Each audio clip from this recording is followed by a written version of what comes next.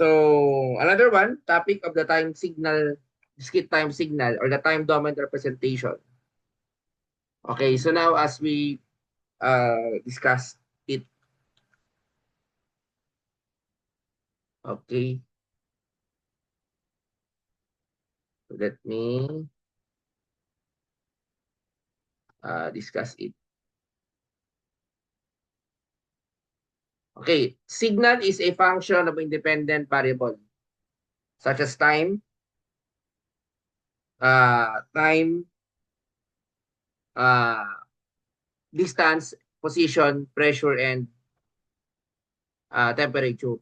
So these are examples. Actually, the electrical signal or the currents and voltages are signals. Speech and images are signals. But these are analog. This signal is analog. Physics radiation, vibration in mechanical engineering, space photos are also signals. Okay, so as we continue, the application is our biomedicine,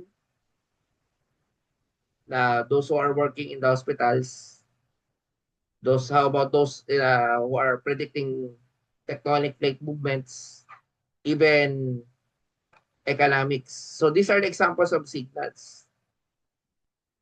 Let's say an AM, a signal with a noise, an image, okay, something like that. So digital signal processor, in order for the signal to be processed, it must be converted first to digital signal. So therefore, there are analog to digital converter if you have an analog signal. So mathematically, algorithmic manipulation of this discrete and quantized. So again, this quantized signal are signals that being after being sampled. Okay. So now, as we continue the definition, these are the definitions. The continuous, the x sub t, the discrete is the x sub n. For example, the continuous time is the temperature, while the signal in CD-ROM that can be rewinded, that can be for advanced, is an example of a discrete time signal. So therefore, there are characteristics of signals that we need to understand.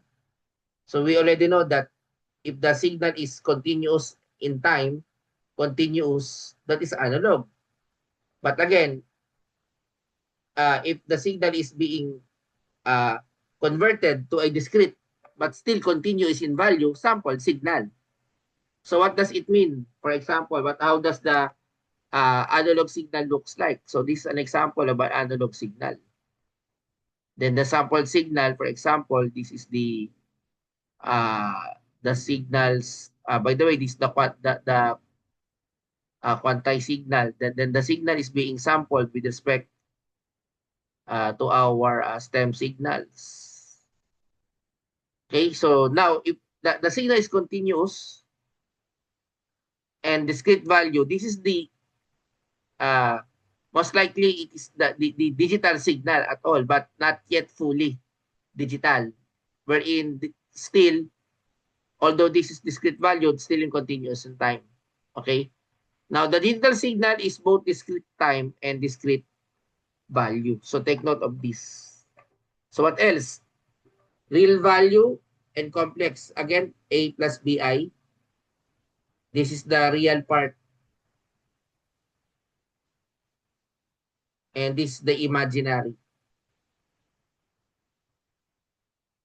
Okay, scalar, it is the signal with magnitude only.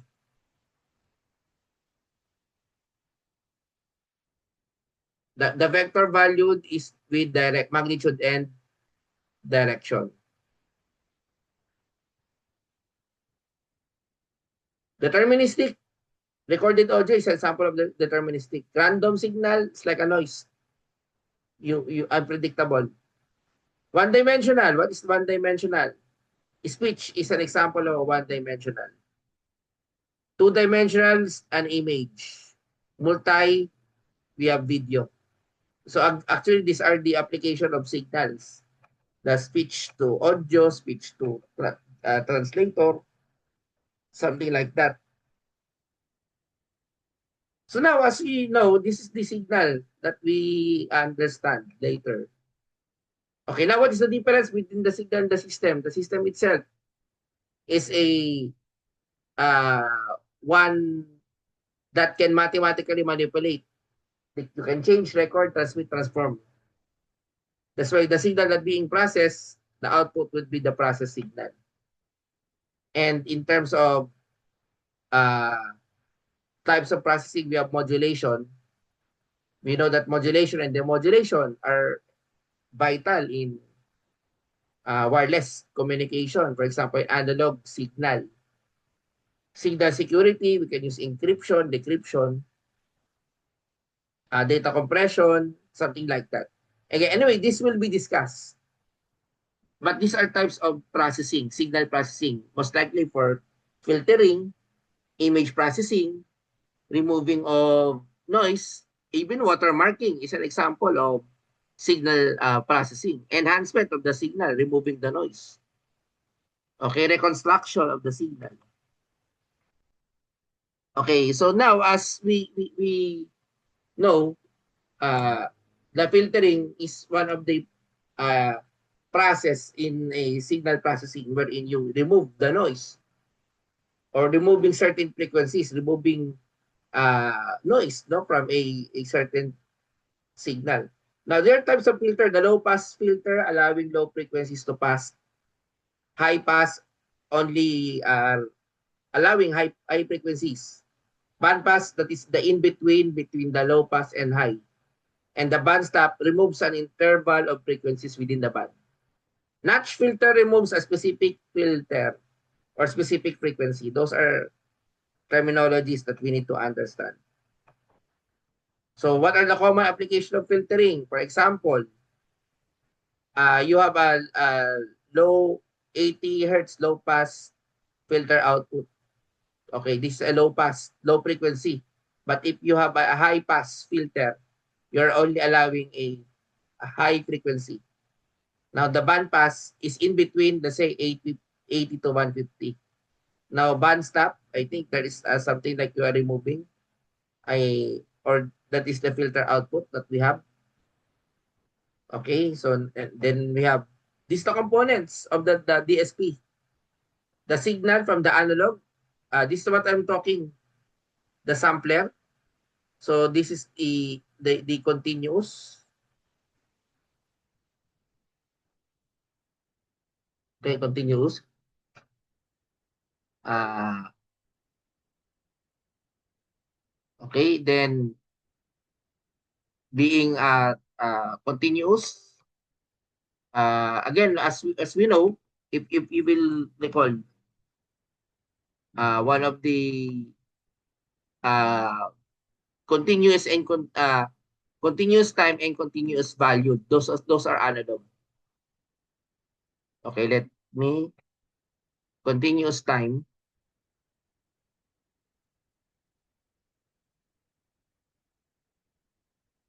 then continuous valued. Okay. For the discrete signal is, if not mistaken, as we as I said a while ago, when we say discrete signal, based on our here example here, uh, or the quantized signal is the continuous time and discrete valued. Okay. So meaning to say, after the signal is being sampled, for example, using the sampling frequency. Okay, so therefore, these are the discrete signals. Okay, then we have the sample signal here. Okay, so the sample signal, analog to digital converter. So again, we have sampler, hold circuit, then analog to digital converter, wherein the analog signal is being converted to digital. Okay? And then, in the digital signal, digital will be converted again. Imagine this is the filter system. Since this is the sampled signal, as we already know, the sampled signal is like PAM signal. If you are familiar with the pulse amplitude modulated signal, this is an example of a PAM, no, wherein continuous but discrete. Okay? Still analog in nature. But now, the signal would be converted to digital. So this is the digital form. Then digital, uh, uh, then this will be the process to quantize before we quantize the signal. Okay, so when we say quantize, uh, those are already in digital form. The signal was already in digital form. But we need to code it to convert to coding 1 and 0. So therefore, the digital will be converted to analog again, then allowing low pass filter so that there would be a process analog signal. So take note of that. Those are the components of the discrete signal. Okay, this is the continuous discrete signal after sample and hold and the quantize. This is what the signal looks like. So in our MATLAB, we will be trying to demonstrate how the signal looks like. So why analog to digital to analog? Most signals are made of analog. For example, the signal being captured by your sensor are analog signal. For example, the sensors. Now, why DSP? Because digital signal processor, we need computers. For example, in digital processor, we need signals to be converted or to be more flexible, allowing features such as multiplexing, adaptive filtering.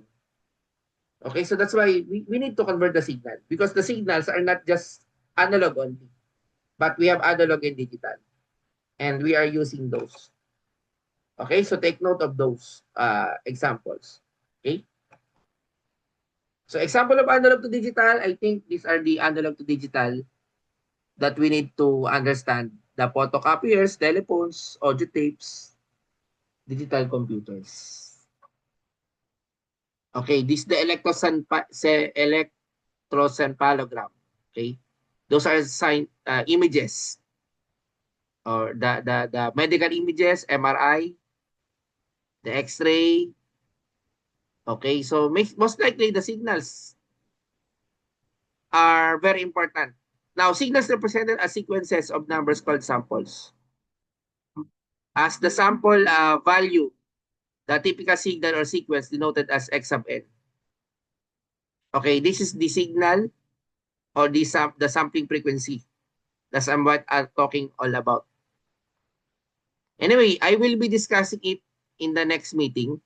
Take note, this is the discrete sample and discrete. Let me provide an example of what plus a continuous to discrete 2 dimensions here. This the 256 by 256. Then we sample 64 by 64. Then the discrete and the quantized. Okay, so take note that is the quantized. Okay, this is the discrete sample. Okay, and quantized. This discrete sample. Okay. Okay, so these are the images quantized. So I'm showing how we manipulate or control the signal here. Okay, so I think this would be the topic for the lecture part. I will be now using later in our MATLAB demonstration. So please watch our recorded video if ever for the next videos. So thank you very much and I think we will now proceed to the MATLAB.